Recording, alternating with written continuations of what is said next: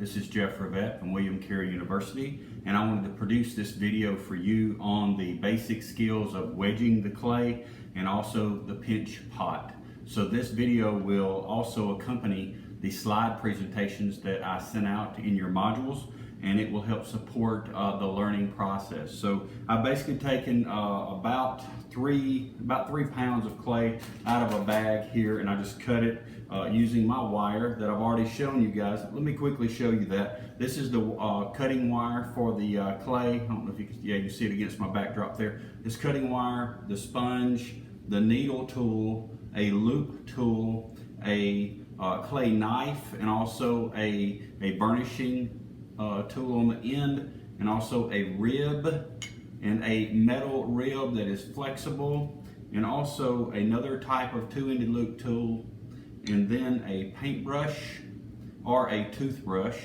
And then also I just took a 36-inch ruler and cut it in half to make me an 18-inch for some larger pieces, but you can have a regular 12-inch ruler or just something of the sort, one or the other. And then the backboard that I gave you, I have a different type. It's masonite board. It's porous, but it's okay. And also I put down this a towel down on top of this desktop so as it wouldn't damage anything. So this is a basic setup you can do at home very easily. Make sure you have plenty of cloths and paper towels perhaps on hand. And also I'd recommend that you have a Ziploc bag or some type of small plastic trash bag.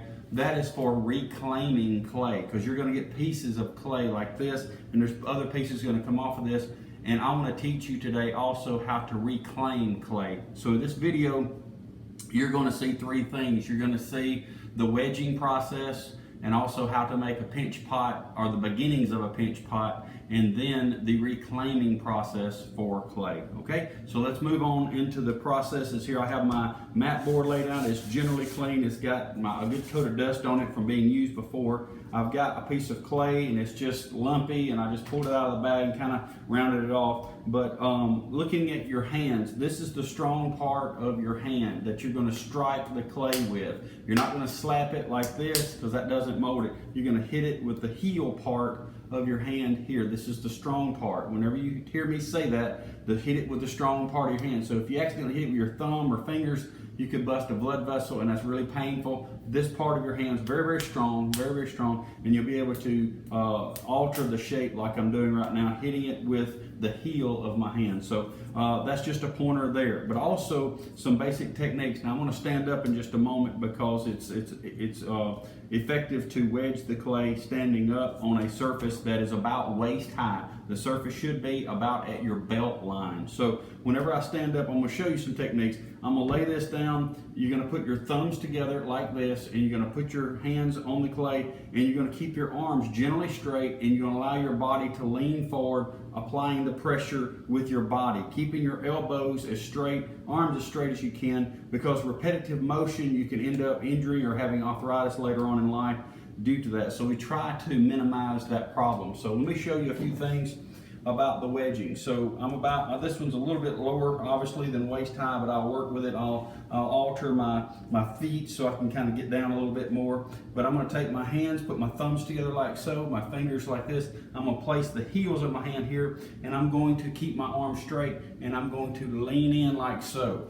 And I made an impression, I flattened it out. Then I'm going to take my fingers here, I'm going to pull it up, and I'm going to stand it almost on its edge like so, and then I'm going to put my hands back here, and I'm going to push it down again. So you can see what's basically happening. I'm pulling it up on its side like that, thumbs together, heels are the only thing really doing anything, and I'm just leaning into it, pulling up, leaning down, pulling up, leaning down, pulling up, leaning down. And you're basically starting to get that kind of shape here, and it's starting to slowly spiral like so. So what you're trying to do is knead the clay. You're trying to blend it without folding it. If I were to fold the clay, it could get air trapped in there, and that's no good, because whenever you're fabricating something and you put it in the kiln, that air has got to go somewhere, and the heat from the kiln will cause it to dissipate and cause your piece of pottery to potentially burst or explode.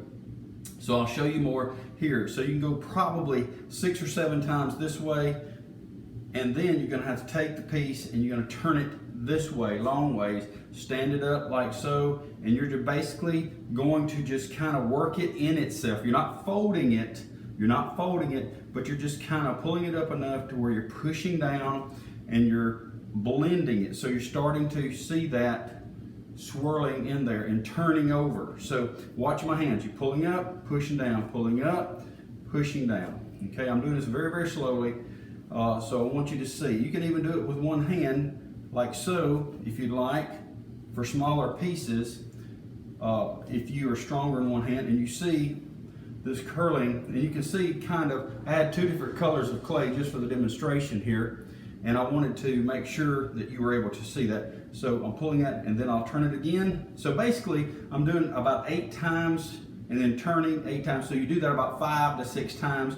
That's 40 to 48 rotations, and that is usually good to suffice the blending process. See, it's starting to blend here, these two different types of clays, and now I'm pushing it all together. I'm keeping my fingers on here because I'm just pulling it up, but I'm really pushing just with this part of my hand, like so, so, so, and then turning it. You just manage the clay the way you need to. This is only one technique. As long as you're accomplishing the same principle of blending it, you may have your hand a different way, but this is the strong part. And don't do your arms like this. I'm trying to maintain a balance of rocking like this.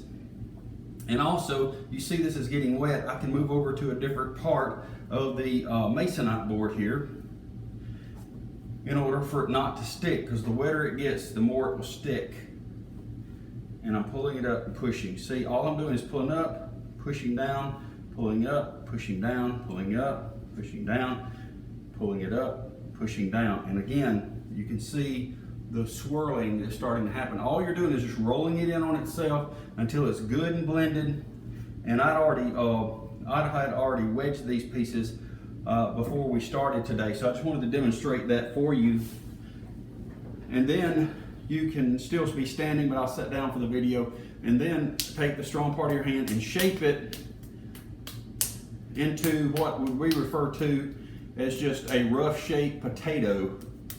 And now at this juncture, I could put this on the pottery wheel, use it, or I can go in and make a pinch pot. Now this would be a very, very large pinch pot. This would be a couple of pounds. If I wanted to make a coffee mug, I could cut it in half using my tool like this and just cut it and just pull through it, take the small part, make my pot. But I'm going to make a little bit larger pot today for us. So this is going to be a little larger than what I normally teach for Ceramics 1. Normally I teach just making a nice good sized coffee mug. I'm going to still forming it with the strong part of my hand here. We went into wedging.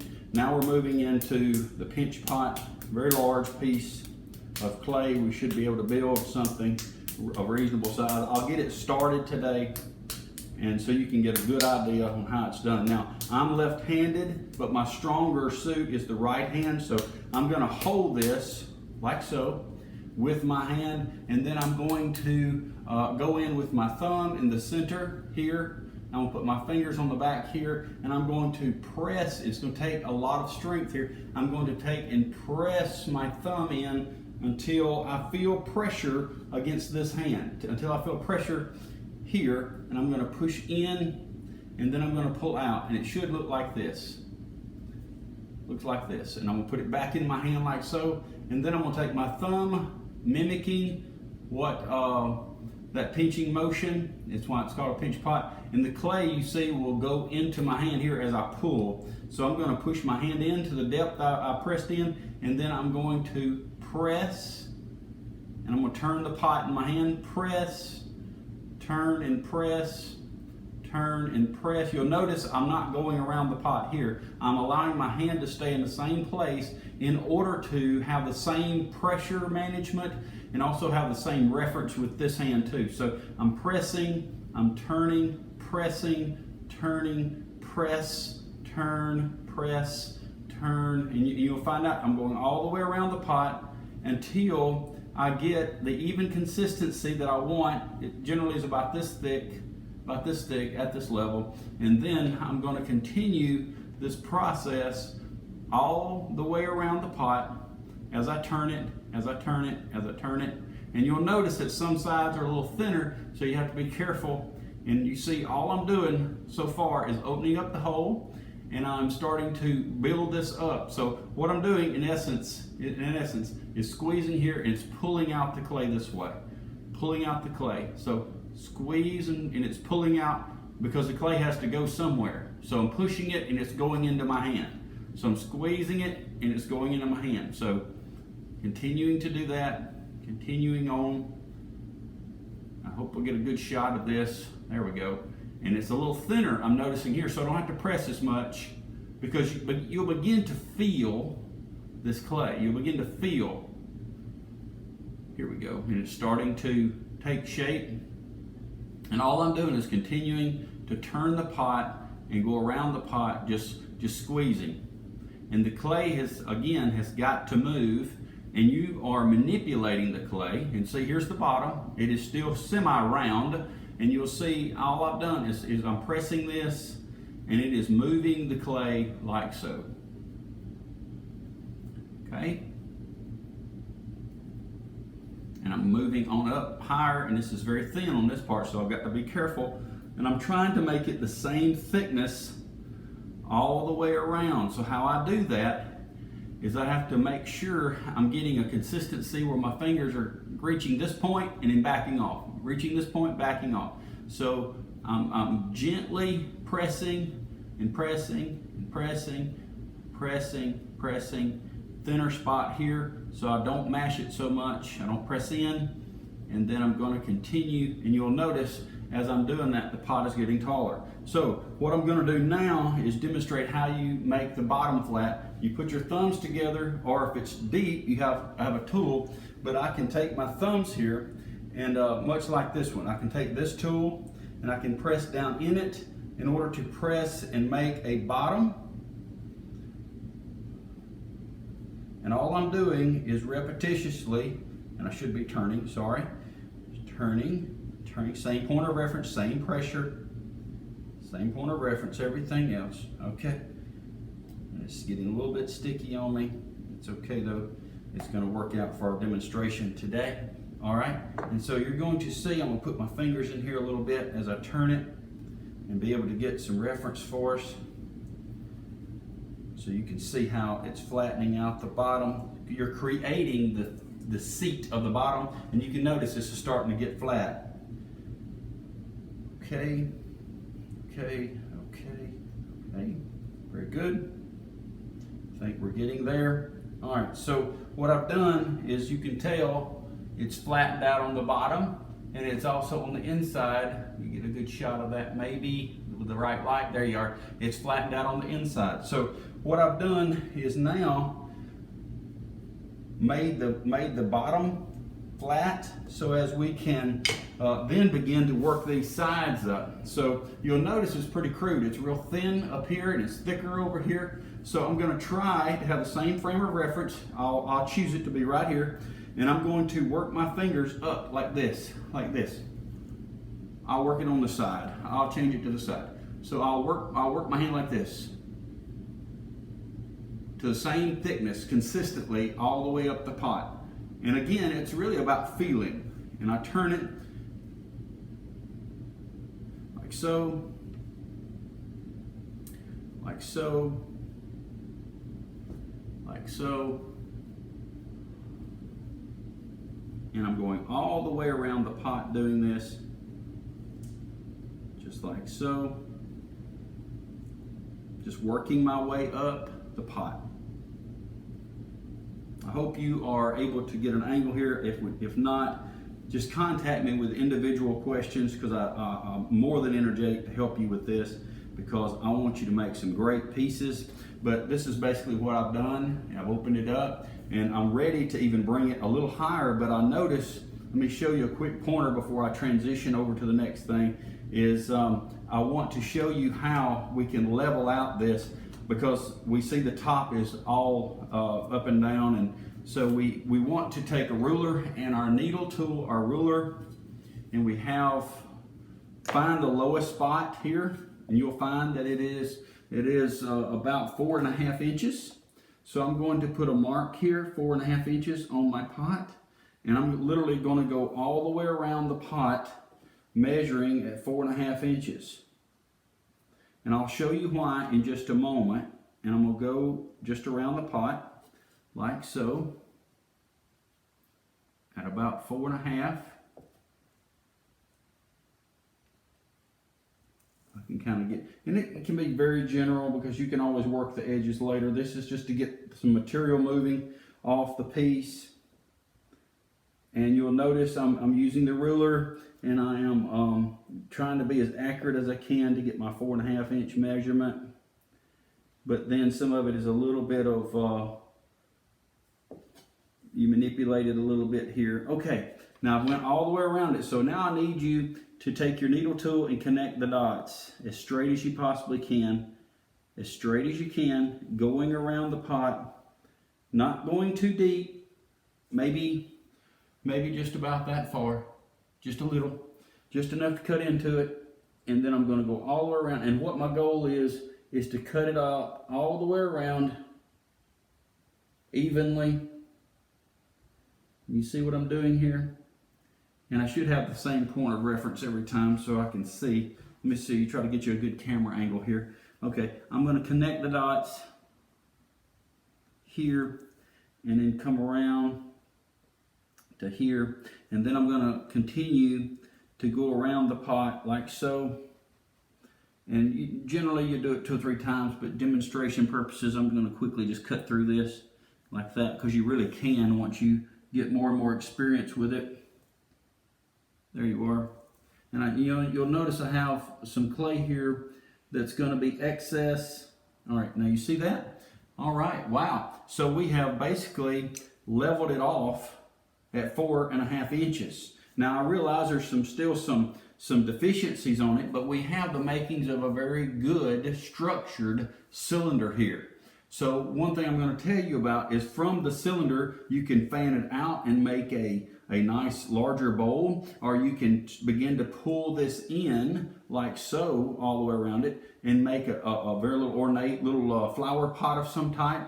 So this is the beginnings of all of your pieces. So you can even open it up and make a fruit bowl out to here, or you can again make you another piece and then set it on top, make a nice tall piece. So I wanted to demonstrate this to you so you could understand the basics of getting the pinch pot open, keeping the same point of reference, wedging the clay right, and making sure you're getting it the right height, getting you a good design. And again, I cannot stress to you the importance of having a drawing of basically what you want to form laying beside you, and you try to match that. My drawing, actually, if you can see it, my drawing, I actually took my pencil and drew it right here.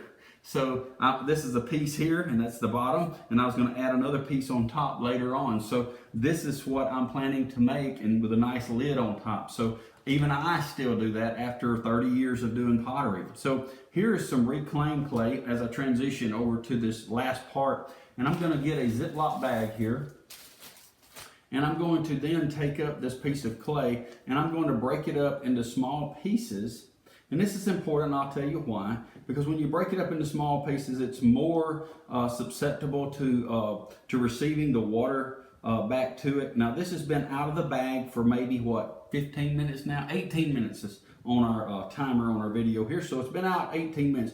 I could probably go back and reclaim this and everything would be fine if I just wanted to wedge it. However, it is a little dry. It's drier actually, more so than what's in my bag. So I'm going to drop it down in here in a Ziploc bag, and I've got a little bit of water in my Dixie cup here, and I'm going to just put just a little bit in there. Or if you got a squirt bottle, like a spray bottle, you just spray a few times in there, and you're going to just roll it up like so, get all the air out of it you can, and then just zip it up.